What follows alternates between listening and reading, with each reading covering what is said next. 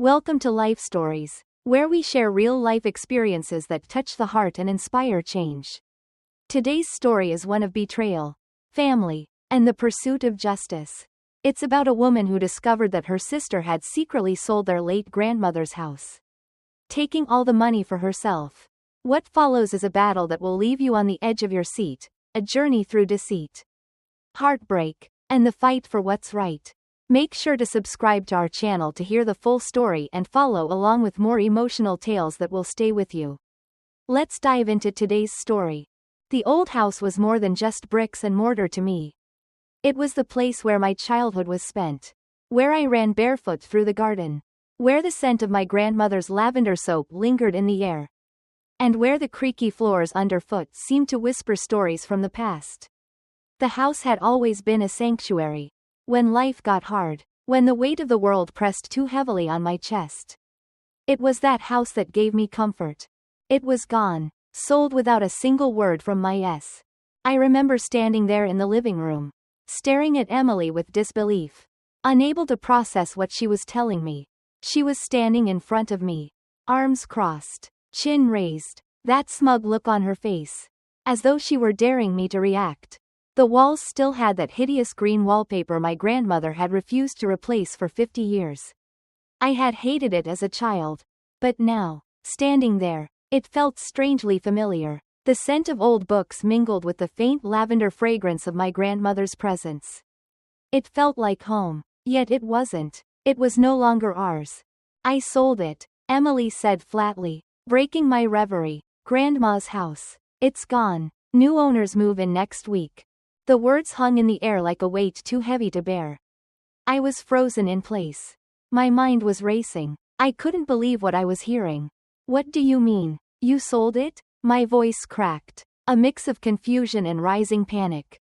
Emily sighed dramatically, as if I were somehow too slow to keep up. You heard me. It's done. The house is sold. And just so you know. She leaned in, a wicked smirk curling her lips. You're not getting a single cent of that money. Her words cut through me like a knife. I could barely breathe. It wasn't just a house we were talking about. It was everything we had shared. It was our history, our memories, our connection to Grandma, who had raised us both. It was where I stayed after my divorce, where I found solace when the world seemed too cruel. It wasn't just walls and a roof. It was the place that had always been there for me when nothing else was. Why would you do this, Emily? I asked, my voice shaking now, trying to hold on to some semblance of control. She rolled her eyes, as if I were being dramatic. It's just an old dump. And I could really use the money. Simple as that. I stared at her, my heart pounding in my chest.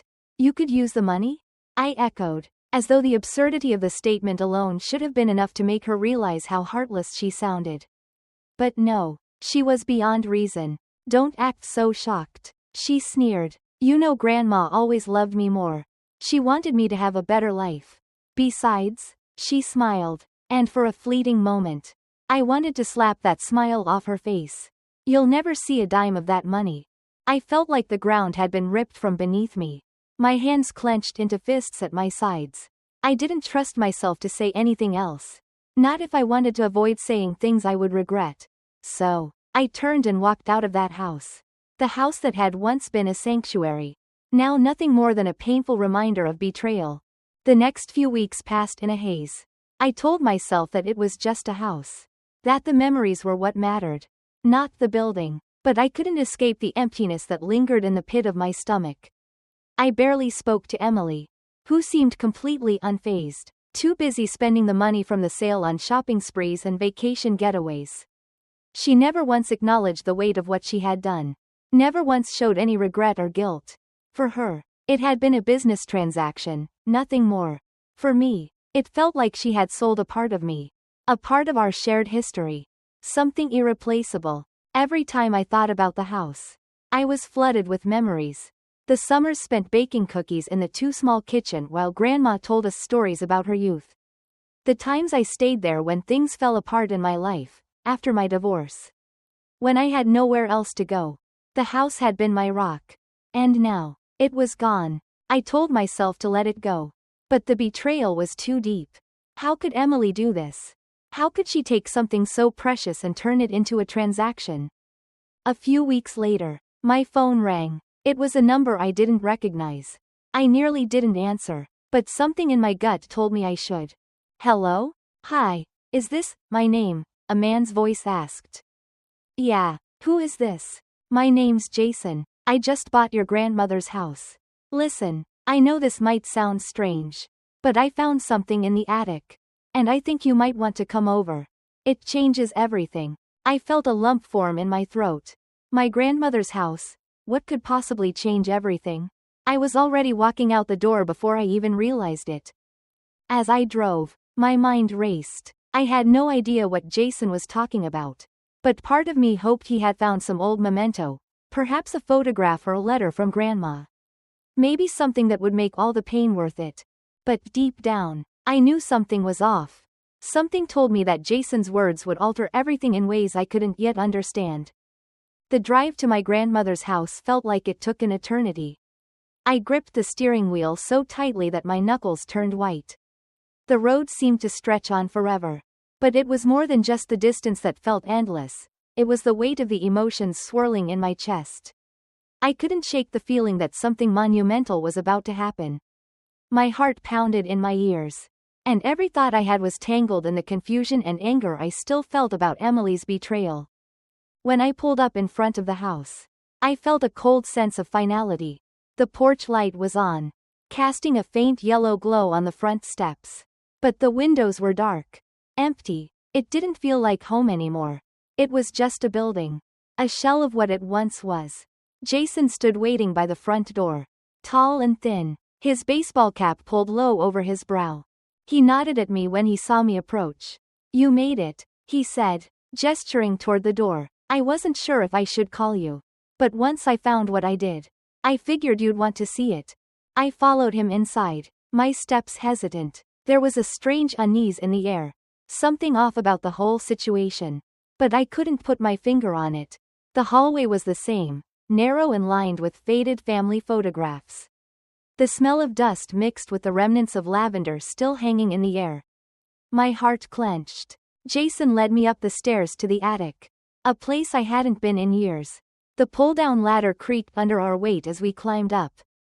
The attic's musty scent filling my nose. It was as if time had stood still up there, old furniture. Boxes stacked haphazardly, and cobwebs in every corner. He walked over to the farthest corner of the room, where an old trunk sat, half covered by a moth-eaten blanket. The lid was already slightly ajar. Found it in here, Jason said, his voice quiet as he bent down to pull something from inside. He handed me an envelope wrapped in layers of yellowed cloth. It felt heavy in my hands. And my pulse quickened. Go ahead, Jason urged, his eyes watching me closely. I hesitated for a moment before tearing the envelope open. Inside was a stack of papers, yellowing at the edges, but clearly important. As I flipped through the pages, my heart froze. It was another will. This will, dated 2 years later than the one Emily had used to sell the house, was completely different. It left everything to me. I blinked at the papers, my mind racing. This couldn't be real. My grandmother had changed her mind? And Emily had hidden this? I swallowed hard, feeling a chill run down my spine. This can't be real, I whispered to myself.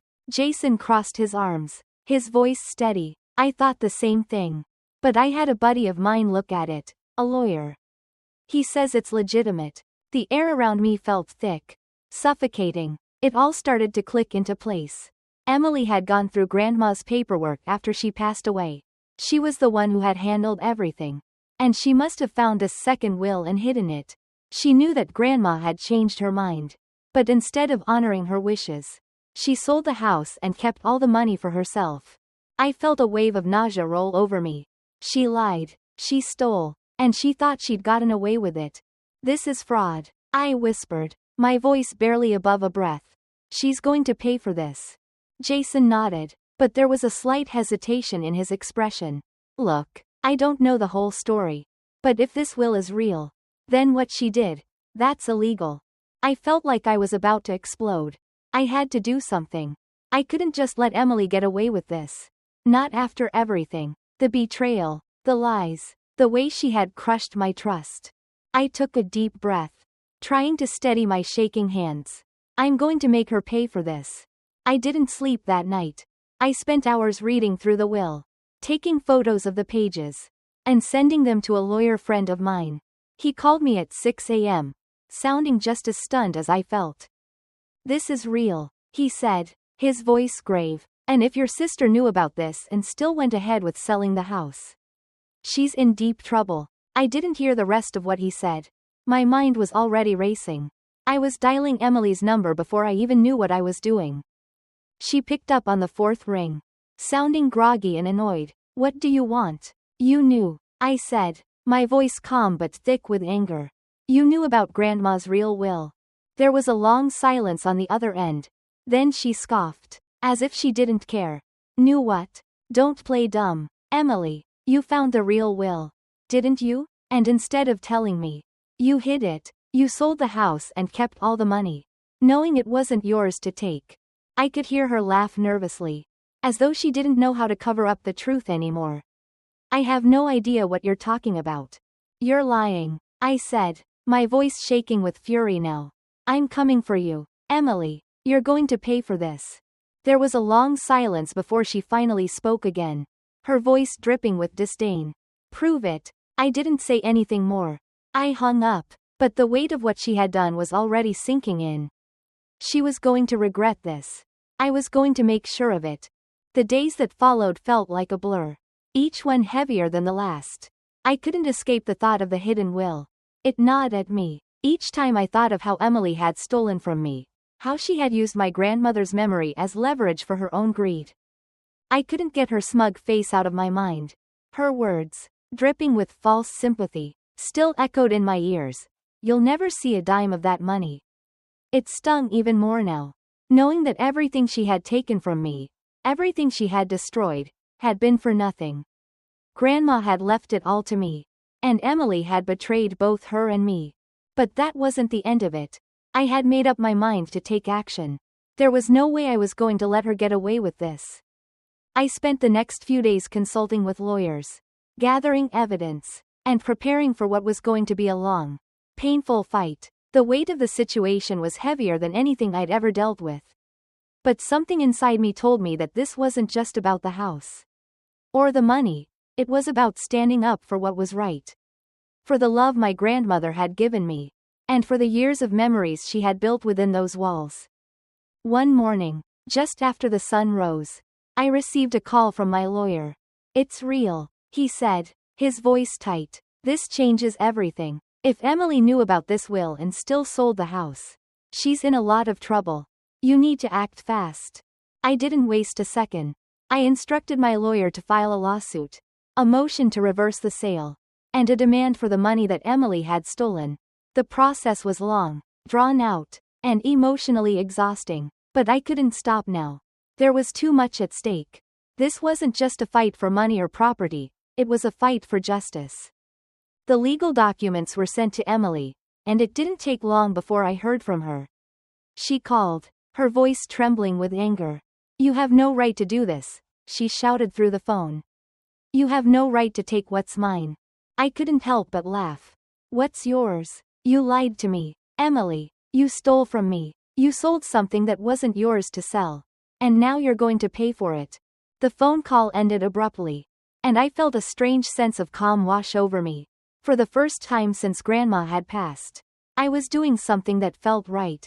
I was standing up for myself, for Grandma, and for everything that had been taken from us. Weeks passed, and I was on edge. Emily didn't take the news well. She made excuses, tried to manipulate her way out of the situation. But it didn't matter. She couldn't undo what she had done. The case was moving forward, and there was nothing she could do to stop it. Then, just as things were heating up, my lawyer called with a bombshell. "We dug deeper," he said, "and it gets worse. Emily didn't just hide the will, she forged it." I sat in stunned silence. "What? Forged it?" He confirmed it. "Yes. She didn't just hide the will, she created a fake one. Altered the signatures, faked the witnesses. Everything about it was a complete lie. She's facing charges for fraud and forgery. My blood ran cold. Emily's betrayal was deeper than I could have ever imagined. She had thought she could get away with it all. But now the truth was coming out. And there was no escaping the consequences. I didn't waste time. I moved forward with the case. Now with even more evidence of her wrongdoing. The house was never hers to sell. And the money she had stolen was going to be returned. I knew Emily wasn't going to take this well. But the truth was undeniable. I felt the moment of justice approaching. The weight of the past few months. The pain. The anger. It was all coming to a head. And I was ready for it. The courtroom was quiet. The tension thick enough to cut with a knife. Emily sat across from me. Her face pale. Her hands trembling in her lap. Her usual confidence was gone. She had no more lies to tell. No more tricks to pull. The evidence was undeniable. The forgeries exposed. And her betrayal was now in full view. I could almost feel the weight of the years of deceit crashing down on her. My lawyer stood tall beside me, calmly presenting the irrefutable evidence. The forged will. The fraudulent signatures. The proof of her theft. Emily tried to argue, to plead her case. But her words came out as weak excuses. Desperate attempts to salvage what little was left of her dignity. The judge listened intently, and I could see in his eyes that the decision had already been made. Then, in the cold silence that followed, the judge spoke. "You have shown no remorse for your actions," he said, his voice stern. "You stole from your own family. You lied and manipulated for your own gain. You will pay the price for that." And just like that, Emily's world came crashing down. The judge sentenced her to 5 years in prison. And the court ordered the full restitution of the stolen money. It felt surreal, but at the same time, it was the justice I had fought so hard for. The house, my grandmother's legacy, was returned to me, and Emily lost everything, her freedom, her reputation, and the money she had thought would shield her. As for me, I walked out of that courtroom feeling a sense of peace I hadn't known in years. I had my grandmother's house back. I had fought for what was right. And in the end, the truth had won. Thank you for following this story. If you want to hear more life-changing stories, make sure to subscribe to our channel for updates on new videos. Stay tuned for more inspiring tales.